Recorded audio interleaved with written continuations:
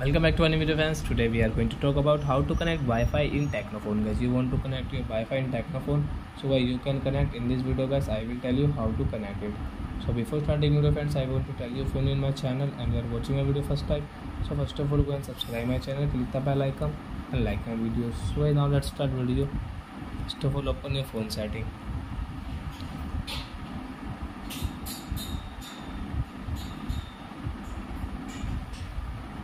Then guys click on Wi-Fi.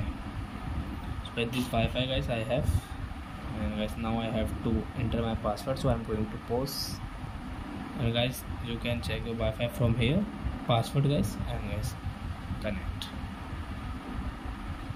So guys your Wi-Fi will connect after 5 and 6 seconds. So I hope friends you have understood how to connect Wi-Fi in TECNO phone.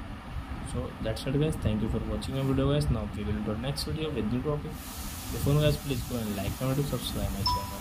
Oh wrong password guys. I will have to write my current password. Guys now you can see, now it will connect. Yes guys, now Wi-Fi has connected.